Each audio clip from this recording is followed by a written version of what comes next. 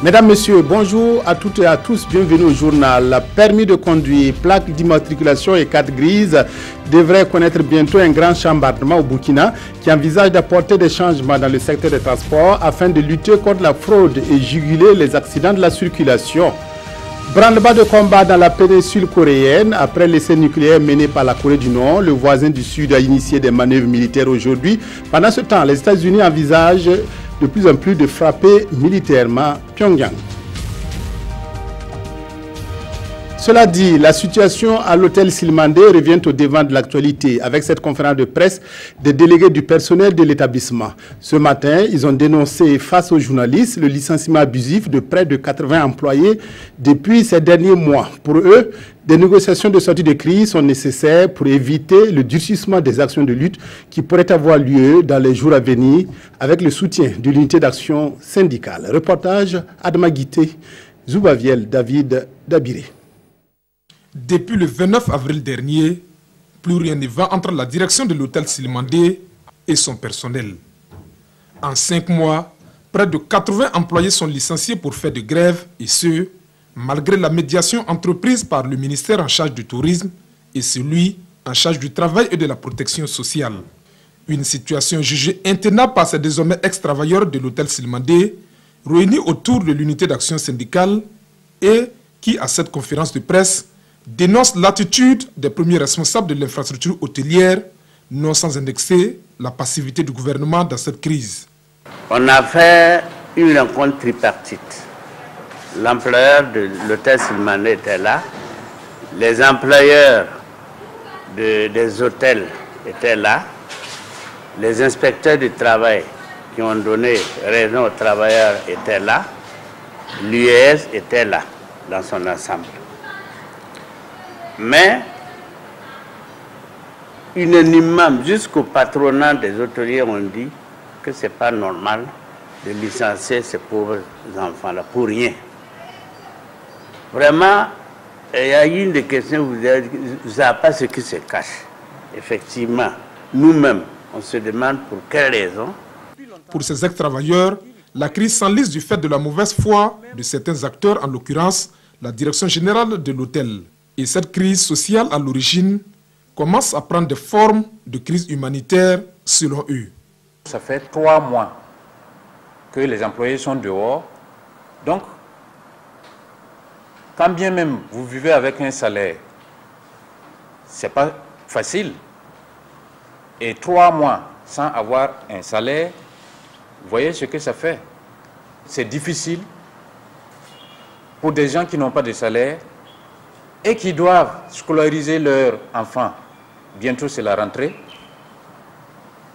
Donc, c'est pour vous dire que c'est vraiment critique financièrement et même moralement. Le délégué du personnel appelle donc les autorités et la direction générale de Silmandé à œuvrer pour une sortie diligente de crise en réintégrant purement et simplement les licenciés, faute de quoi des actions de lutte seront bientôt entreprises. Des luttes qui commence ce jeudi 7 septembre avec un sit-in devant l'hôtel. Bientôt, de nouveaux titres de transport. Les Burkinabés devront changer leur permis de conduire, les cartes grises et les plaques d'immatriculation de leurs véhicules, les engins à 2 roues. Le projet de réimmatriculation des véhicules entamé depuis 2 ans devrait livrer ses premières cartes d'ici fin 2017. L'ambition du gouvernement est de lutter contre la fraude dans le secteur des transports et juguler les accidents de la circulation. Reportage Jean-Eudes Bayala, Zoubaviel, David Dabiré. Le projet de modernisation des titres de transport, lancé par le gouvernement en 2015, est désormais dans sa phase d'opérationnalisation. Et cette fin d'année, les Burkinabés détenteurs de véhicules pourront se doter de ce document. Une carte biométrique sécurisée et infalsifiable selon les premiers responsables en charge du projet. Un projet mené dans le cadre d'un partenariat public-privé avec l'entreprise française Auberture Technologies pour un montant global de 15 milliards de francs CFA. Il s'explique par la vétusté des titres de transport au Burkina Faso. Donc nous avons un système d'immatriculation qui a été mis en place depuis 1995. Et la loi la législation dispose que chaque 10 ans, on doit encore changer le système d'immatriculation. On devait le faire depuis 2005 et compte tenu de contingences qui ne dépendent pas du seul ministère des Transports, ça n'a pas eu lieu et jusqu'à présent, il faut le faire. Et vous voyez même que dans le croisement de nos immatriculations, nous avons dépassé les plages qui étaient destinées à l'immatriculation. On était obligé de doubler les chiffres, de croiser les chiffres et tout ça, et les lettres.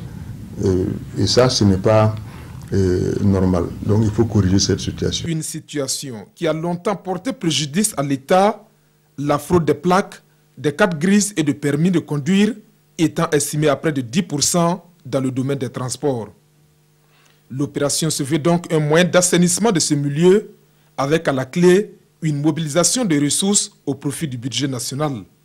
C'est un projet en tout cas qui est bienvenu parce que cela va permettre quand même de résoudre pas mal de problèmes. À l'heure actuelle, il y a beaucoup de permis de conduire qui sont faux. Et si je dis faux, il y a plusieurs types de faux qui sont enregistrés. On a des permis de conduire qui ne sont même pas enregistrés au niveau des services de transport. On a également des permis de conduire qui sont utilisés par d'autres personnes qui ne sont pas des titulaires. Mais si, il faut se dire que les faux là ont un impact sur ce que l'État a en matière de recettes. Voilà. Mais le citoyen normal, parce que généralement, eux-mêmes, ce sont des victimes de ces faussaires. Donc il y a beaucoup de gens qui détiennent de faux titres sans le savoir. Et toutes ces personnes qui ont donné de l'argent pour qu'on paye les taxes normalement, et l'argent s'est retrouvé sur des tiers, en tout cas l'État pourra les avoir maintenant dans sa caisse. Mais au-delà de la lutte contre la fraude, l'objectif principal de ce projet de modernisation des titres de transport, selon ses concepteurs, est de contribuer à la sécurité routière. Et pour les spécialistes en charge de la question, il pourrait juguler les accidents de plus en plus récurrents sur les routes du Faso. La rématriculation va nous permettre, dans le cadre de la lutte contre l'insécurité routière, d'avoir vraiment une maîtrise du phénomène de la réglementation routière. Près de 3,5 millions de véhicules sont concernés par l'opération, les motos et tricycles y compris. Et les citoyens auront 3 ans pour se conformer au nouveau dispositif. Les lauréats du concours du Forum ouvert sur la biotechnologie agricole ont reçu samedi dernier leur prix. Ce concours, lancé le 14 juillet dernier, a été organisé par la Fondation africaine pour les technologies agricoles, piloté au Burkina par l'Institut de l'environnement et de recherche agricole INERA. La compétition visait à encourager les hommes de médias à s'intéresser davantage à la recherche scientifique appliquée à l'agriculture. Kwala Nebie Zalissa Sanfo. Wabwe Bakouan, de la radio Manivelle de Dano, est le lauréat du concours du Forum ouvert sur la biotechnologie agricole, section du Burkina. Et c'est avec fierté qu'il reçoit 500 000 francs CFA plus le trophée des mains du ministre de la Communication. Dans son œuvre qui a séduit le jury, Bakouan invite à un suivi rigoureux des projets sur les biodigesteur. Le gouvernement, il faut le dire de façon globale, le gouvernement n'arrive pas à terme avec ses politiques. Il y a des producteurs qui ont besoin réellement du biodigesteur, mais le programme national de biodigesteur n'est pas là dans la région du Sud-Ouest, parce qu'il faut le dire, pour vraiment les accompagner. Et même ceux qui ont le biodigesteur n'ont pas de pieds de rechange. Donc quand votre biodigesteur se gâte, vous ne pouvez plus avoir. C'est un concours initié par la Fondation africaine pour les technologies agricoles. Il vise à pousser les journalistes à s'intéresser à la recherche scientifique appliquée à l'agriculture. Une initiative bien appréciée par le parrain. Il faut féliciter cette initiative d'OFAB qui permet justement d'avoir à la fois des journalistes qui se spécialisent. C'est l'un de nos grands défauts dans notre presse nationale, c'est que nous sommes trop généralistes. Et puis deuxièmement, ça permet de mettre en valeur un aspect que nous ne voyons pas assez, c'est que les chercheurs, notamment au niveau des biotechnologies, travaillent énormément au Burkina. Et malheureusement, les gens ne connaissent pas à la fois les efforts qui sont faits et les impacts et les implications que cela peut avoir sur le développement et le bien-être de chacun d'entre nous. Au total, 11 œuvres ont été présentées. Les 10 ont été primées et une seule disqualifiée pour raison de paternité de l'œuvre. Le torchon brûle entre les populations de Solenzo et la coopérative d'électricité de la localité, la COPEL, la pomme de discorde. Le refus des consommateurs de la localité de payer leurs factures. Résultat des courses, la coopérative a baissé pavillon, ce qui suscite la colère des populations qui ne veulent plus entendre parler de la COPEL et appellent la Sonabel à la rescousse. Reportage Lassina Ouattara, Karim Ouedraogo. Plus rien ne va entre la population et la coopérative d'électricité de Solenzo, Copelso. Depuis un certain temps, la population dénonce la mauvaise gestion de Copelso qui alimente la ville à défaut de la Société nationale d'électricité du Burkina, Sonabel. La consommation que les populations payent n'est pas légale. Parce que tu es consommé ou pas, ta facture vient augmenter. Ça, c'est ce qui est la première remarque. Et secondo, il y a eu trop de détournements au niveau de la COPEL qui a suscité vraiment ces remous-là. Il y a eu près de 56 millions de détournés. Et également 400 litres de détournés tous les jours que Dieu fait. Ça veut dire que ces 400 litres-là, nous avons constaté ça lors de nos manifestations quand nous-mêmes on a pris les choses en main. Parce que l'air technicien nous avait fait savoir que la COPEL consomme 1000 litres jour. Et quand nous on a pris, ça faisait 600 litres jour. Ça veut dire que tous les 400 litres-là, c'est eux qui vendaient ça. Selon les responsables de la COPELSO, le dossier serait en justice. En lieu et place des groupes électrogènes utilisés auparavant, la COPELSO alimente actuellement la ville de Solenzo avec l'énergie de la Sonabel. Il y a un comité de gestion au niveau du COPELSO. Cet comité allait signer un contrat avec la Sonabel, sans l'avis de la population. Voilà, quand le contrat a été signé, maintenant, l'énergie que nous profitons, c'est l'énergie de la Sonabel. Mais maintenant, ils veulent profiter de cette énergie et puis continuer à gérer ça comme de la manière COPELSO, amener des factures COPELSO. C'est ce que la population a refusé. Alors donc, c'est ça vraiment notre ras-le-bol aujourd'hui. Nous attendons que la Sonabel vienne avec les factures en due et forme bien écrit Sonabel. Au cas contraire, je sais que la population ne va jamais payer. Cela fait plus de 14 mois que certains consommateurs refusent de payer les factures délivrées par la COPELSO. Bon, ma consommation mensuelle, c'est entre 12 000 et 15 000. Donc, depuis mai 2016, là, je n'ai plus honoré à d'autres factures. Vu les différents conflits, les dissensions entre COPEL et puis la population. En décembre 2016, on était en impayé de 40 et quelques millions. Je suis que dans nos jours, ça va tourner autour de 100 et quelques millions. Il y a des gens qui ont des centres de soudure et qui peuvent payer pour eux-mêmes, même si c'est plus de 500 000, ils peuvent payer le tout sur place. Voilà. Mais maintenant, ils réclament qu'il y ait des factures Sonabel. Les guichets de la COPELSO sont fermés depuis plus de 6 mois. Pendant que les responsables de la Sonabel évoquent une possibilité de coupure d'électricité, les poteaux d'électricité sont rongés par les termites, les fils électriques traînent à terre. Un véritable danger pour la population, surtout en cette période hivernale. La Corée du Nord s'installe pour longtemps sur le banc des accusés. Le régime de Kim Jong-un, comme il sait bien le faire, continue ses provocations. Pyongyang a revendiqué avoir mené un essai nucléaire, ce qui a suscité un tollé général. Les États-Unis menacent de frapper militairement la Corée du Nord et son voisin du Sud a entrepris ce matin des manœuvres militaires pour montrer aussi ses muscles. En garde est solennelle. Suite au nouvel essai nucléaire mené par Pyongyang, le ministre américain de la Défense, Jim Mattis, a promis une réponse militaire massive en cas de menace de la Corée du Nord. Il a également invité Kim Jong-un à suivre les mises en garde du Conseil de sécurité de l'ONU qui doit se réunir en urgence ce lundi. Nous avons clairement indiqué que nous avions la capacité de nous défendre et de défendre nos alliés, la Corée du Sud et le Japon, en cas d'attaque. Nous ne cherchons pas l'anéantissement total de la Corée du Nord, mais nous avons de multiples ressources pour le faire.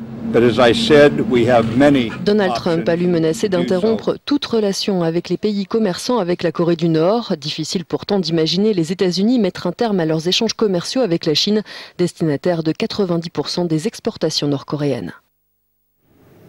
Le débat de la dernière chance pour Martin Schulz qui veut ravir à Angela Merkel son fauteuil de chancelière allemande. Débat télévisé qui a eu lieu hier soir mais qui n'a pas été remporté par le candidat du SPD selon les observateurs. Au cours de leur face-à-face, la chancelière allemande a indiqué qu'elle envisageait la fin des discussions avec la Turquie pour son admission à l'Union européenne. Il est peu probable que Martin Schulz ait réussi à inverser la tendance à 3 semaines des élections législatives en Allemagne. Le chef du Parti social-démocrate s'est montré moins convaincant qu'Angela Merkel lors du seul débat télévisé de la campagne, d'après un sondage réalisé par la chaîne publique ARD. Il n'aurait séduit que 29% des téléspectateurs. Martin Schulz a voulu se montrer offensif, notamment sur la question de l'immigration. Nous avons commis l'erreur de ne pas avoir impliqué nos voisins européens assez tôt dans la recherche d'une solution et les avoir mis devant le fait accompli nous mène aujourd'hui à cette situation où la Hongrie et la Pologne ne veulent plus assumer leurs responsabilités et nous laissent seuls en première ligne, nous, les Allemands, qui avons déjà beaucoup payé pour ces pays. C'est pourquoi il faut une solution européenne à la crise migratoire. L'Allemagne a accueilli plus d'1 million de demandeurs d'asile ces 2 dernières années, mais ce sont surtout les relations avec la Turquie qui ont cristallisé l'attention lors du débat. Angela Merkel s'est prononcée pour la première fois en faveur d'un arrêt des négociations d'adhésion de la Turquie à l'Union européenne. Je n'ai jamais été favorable à l'entrée de la Turquie dans l'Union et je suis d'avis qu'il faut stopper le versement des aides de préadhésion. Après, nous verrons qui de nous ou de la Turquie claquera la porte. Mais avant tout, je veux aider les 12 à 14 personnes qui sont emprisonnées en Turquie pour des raisons politiques. Les chrétiens démocrates de la CDU emmenés par Angela Merkel disposent actuellement de 17 points d'avance dans les sondages à 3 semaines du scrutin.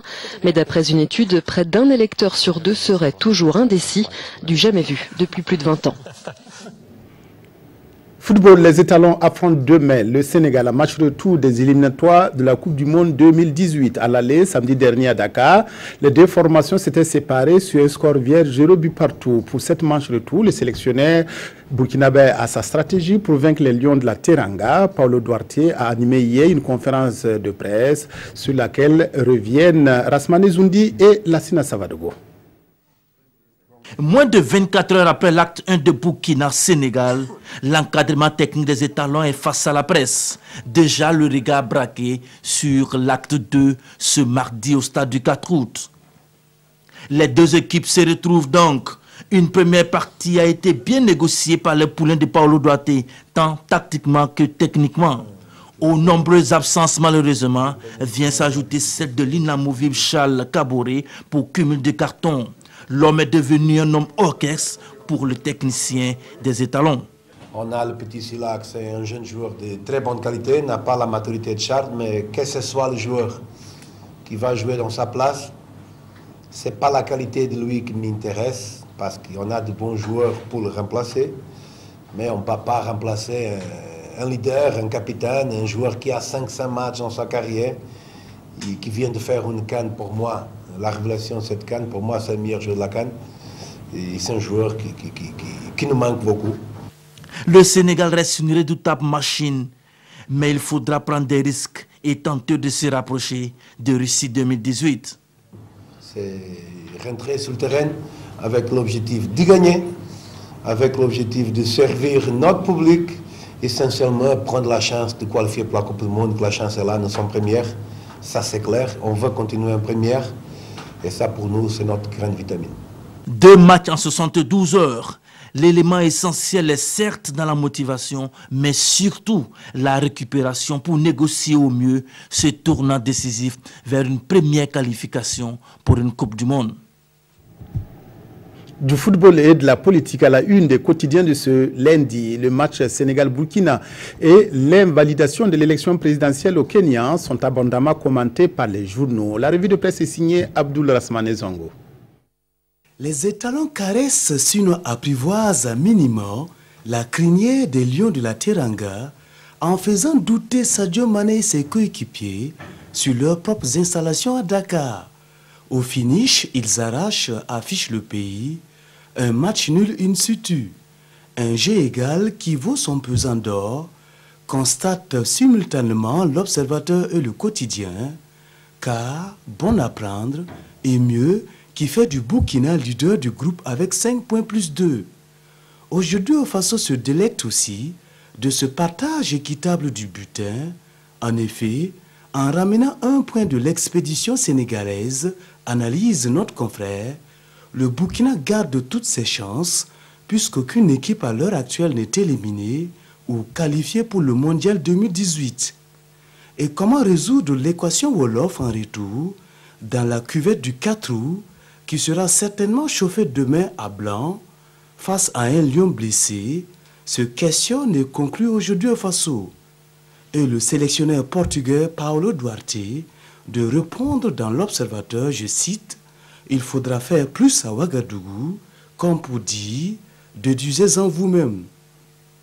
Autre joute, cette fois-ci politique, aujourd'hui au Faso tombe à la renverse face à l'annulation de la présidentielle au Kenya par la Cour suprême, je cite, « Décidément, c'est une autre Afrique que celle-là où un opposant peut se plaindre et obtenir gain de cause à la clé », se tourne agréablement notre confrère.